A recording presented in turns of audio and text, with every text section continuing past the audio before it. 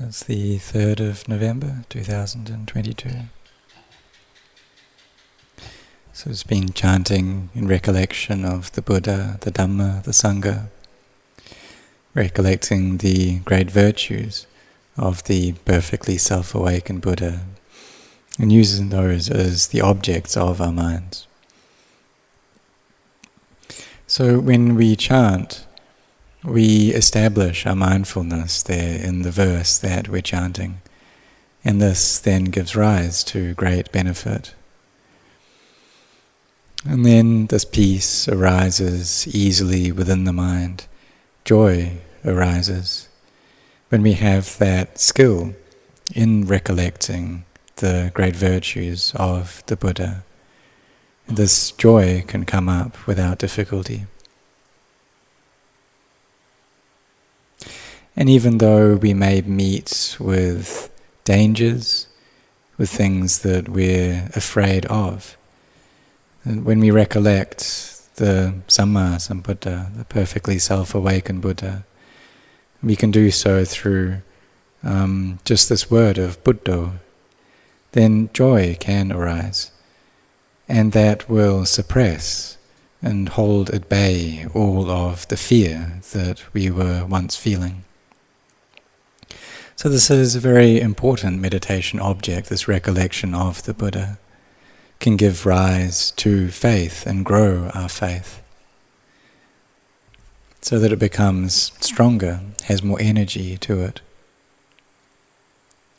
So when we recollect, when we have this mindfulness well established, and we also have sampajanya, this clear awareness, then this here is the path of practice that takes us to the Dhamma. And the more mindfulness we have, then the closer it is that we step and move towards the Buddha. The Buddha had this mahasati, this great mindfulness, mahapanya, this great wisdom, these qualities of mindfulness and wisdom that were overflowing in his heart. And he pointed out this path for us to train in. He pointed out for us to see the danger in the cycle of samsara. If we're going to get to the heart of it, then the samsara is there within our minds. It's birth and death, birth and death. We can see that within all of the things that arise within our hearts. All of the liking there arises and ceases. The disliking arises and ceases. So when we have this mindfulness and contemplate, then we'll gain an understanding into the nature of this liking and disliking. And when we do so, then the mind will be in an equanimous state. It will be in the state of upekkha. And when the energy of that upekkha grows, then it turns into a factor for awakening, a bojjhanga. So the same with the joy, this piti that may arise. When that has great energy to it, then that turns into this piti factor for awakening.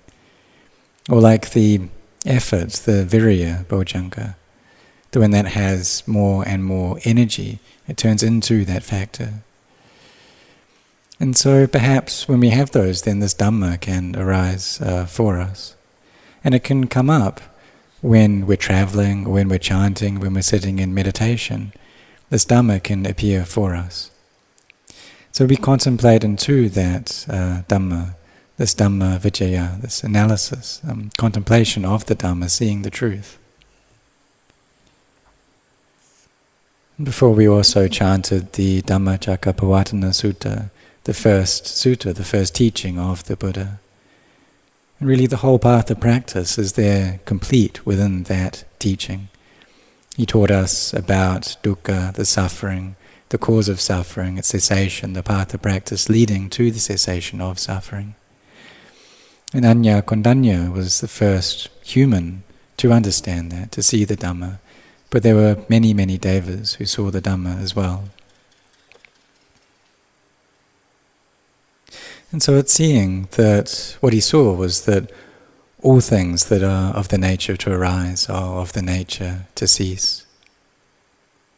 He saw that satcha Dhamma, that truth.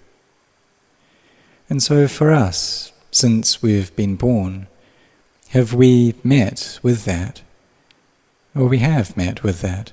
We've seen countless things arise. Just like our own lives, or the lives of other beings, the lives of animals, or all the things in this world, we've all seen them before.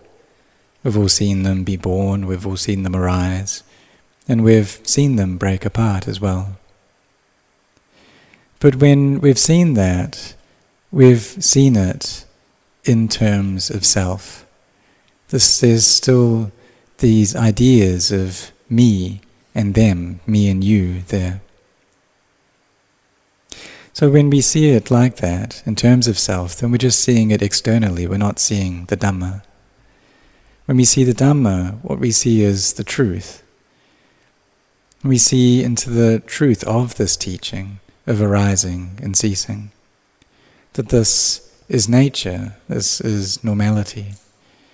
And there's no person there. It's not a being, not an individual, it's not me, it's not you. What we see is that all things, having arisen already, they stay for a bit, and then they pass away. But our hearts don't yet see this, because they see it as me, as mine. And that's not seeing the Dhamma, it's not really seeing ourselves. And if we truly see ourselves, if we see the true self, then what we see is not self. We see that things arise, they stay for a bit, and then they pass away. And if we have this kind of wisdom, then we see the Dhamma. And so we need to make our samadhi, this collectedness of mind, well established for this to happen. And then from that basis we can contemplate into physical and mental things, seeing their arising and ceasing more and more clearly, steadily, bit by bit. And then when we really see this, perceive this arising and ceasing, then the mind becomes empty. And we taste the flavor of this emptiness, we taste nibbana, this peace, this happiness, this temporary freedom from the defilements. There's a coolness that arises.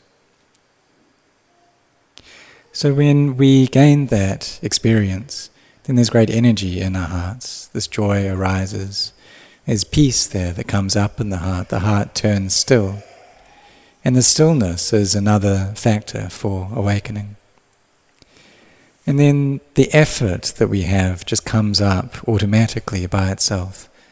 We can walk meditation, sit meditation without feeling lazy. We have this effort, we really set our hearts on this. Because we've already seen how all physicality and mentality is empty. But when our samadhi isn't well established, then we're just not able to contemplate in this way, so we don't see that. So therefore this training in samadhi, developing our mindfulness, making that firm with the mind, this is something that's very important for us to do. And that needs to rest upon the foundation of sila, of virtue. And also having dana, this constant giving within the hearts. So we have faith already, faith in creating goodness, faith in supporting the monastic sangha, supporting the Buddha sasana, offering the requisites, and also keeping our precepts as well. And then from there we take up this important aspect of the path of developing mindfulness. And so we have these great teachers who can lead us in this practice, like Venerable Bhante Visuddhananda, Venerable Bhante Kassapa Thera. And there are many other monks who can help us, to teach us and show us this path, lead us on this path.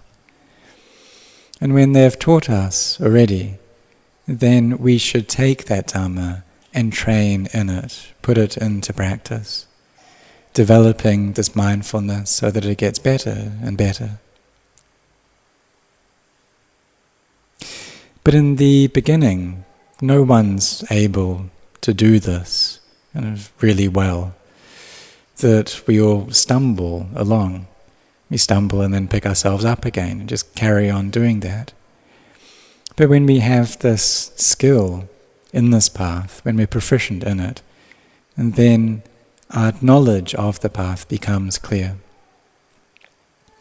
And when that's clear, then we really set ourselves on this practice. We go for it. And in the end, we will gain the truth. We'll gain wisdom little by little. And steadily this becomes more and more clear. This energy arises in our hearts. We gain this motivation from the joy, from the happiness, this contentment that arises. This is the energy that propels us forward. So our minds have this effort.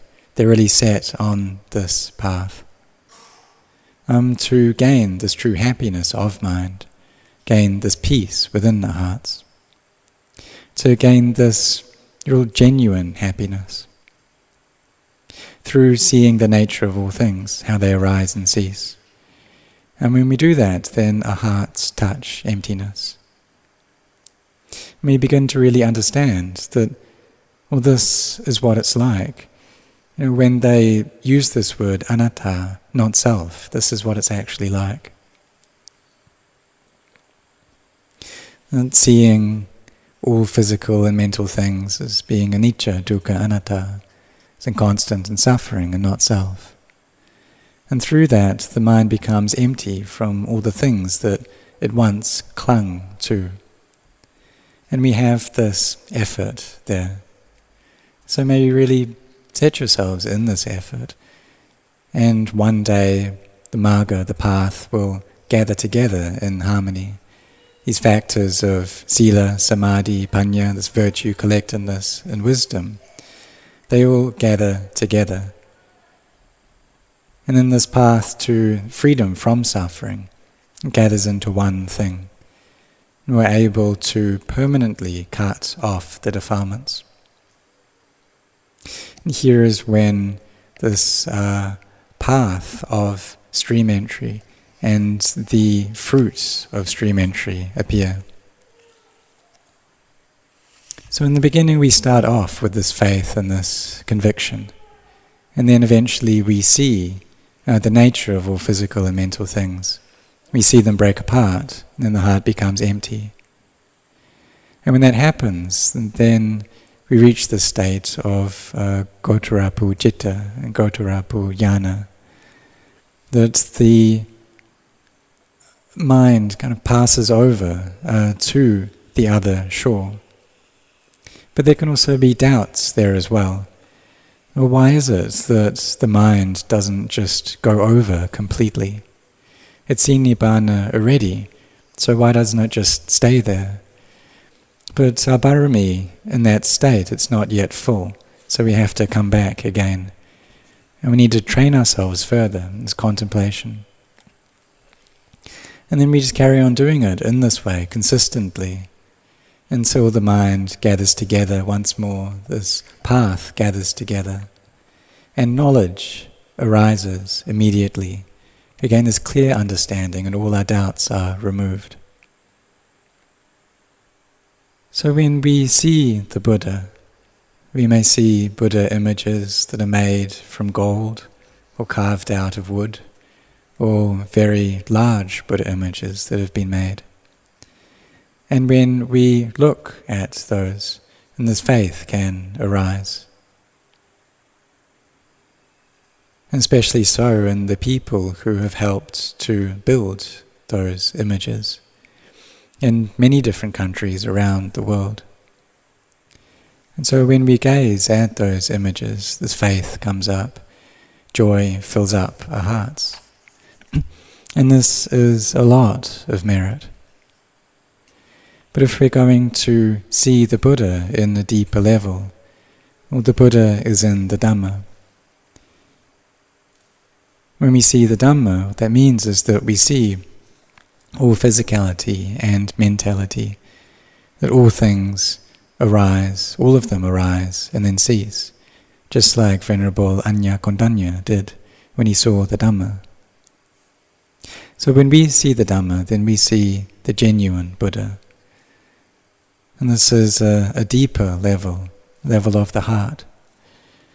So may you have effort, may you be sincere in this practice, and one day you'll gain this clear understanding. But it starts off, we have to start at the beginning, that it's difficult at that time, but we still put our efforts in, even though it's hard, efforts into raising and building up goodness. And this has incredible amounts of value. We're also very fortunate that we've come to know the teachings of the Buddha, and that we are students of the perfectly self-awakened Buddha, and we take him as our teacher. So may all of the monks, may all of the laity really set your hearts on this practice, and may all of you see the Dhamma and know the Dhamma.